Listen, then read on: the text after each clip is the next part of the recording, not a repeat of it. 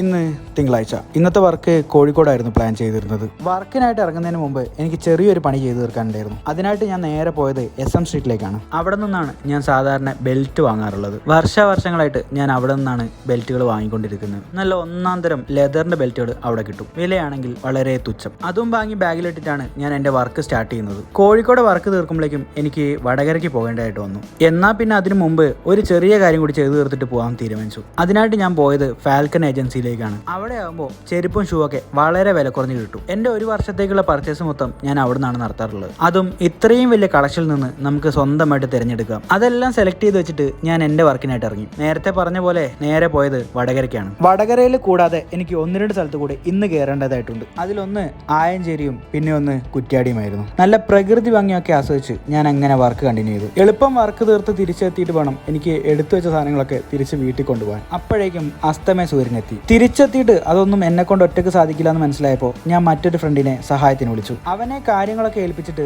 ഞാൻ കുറ്റ്യാടിയായിരുന്നു എൻ്റെ വർക്ക് അവസാനിപ്പിച്ചത്. ആ സമയം അവിടെ ഒരു കലാശക്കൊട്ട് നടക്കുകയായിരുന്നു. അപ്പോഴേക്കും ഞാൻ പറഞ്ഞേൽപ്പിച്ച കാര്യങ്ങളൊക്കെ നടത്തി തീർത്തിട്ട് അവൻ എന്നെ കാണാൻ വേണ്ടി കുറ്റ്യാടി എത്തി. അവിടെ നിന്ന് അങ്ങോട്ട് ഞങ്ങളൊരു യാത്ര പോകാൻ തീരുമാനിച്ചു. ചെറിയൊരു നൈറ്റ് റൈഡ് ട്രിപ്പ്. ആ യാത്ര അവസാനിച്ചത് ഏതാണ്ട് മണിക്കൂറുകൾക്ക് ശേഷമാണ്. തിരിച്ചിനി വീട്ടിലെത്താൻ ഒരുപാട് ലേറ്റ് ആവുന്നുള്ളതുകൊണ്ട് ഞങ്ങൾ വരുന്ന വഴിക്ക് ഭക്ഷണം കഴിക്കാൻ വേണ്ടി ഒരു സ്ഥലത്ത് കയറി. നാളേക്കുള്ള യാത്രയെക്കുറിച്ചുള്ള ചർച്ചകൾക്കൊടുവിൽ ഞങ്ങൾ അവിടെ നിന്ന് ഭക്ഷണം കഴിച്ച് പതുക്കെ ഇറങ്ങി. നാളെ ഇനി അവൻ്റെ ഹെൽപ്പില്ലാതെ എനിക്ക് കോഴിക്കോട് റെയിൽവേ സ്റ്റേഷനിൽ എത്താൻ സാധിക്കില്ല. അത് അവനെ പറഞ്ഞ് മനസ്സിലാക്കിയിട്ട് ഞങ്ങൾ രണ്ടുപേരും നേരെ വീട്ടിലേക്ക് പോന്നു. അപ്പോൾ രാത്രി ഇനി യാത്രയില്ല. ബാക്കി നാളെ കാണാം.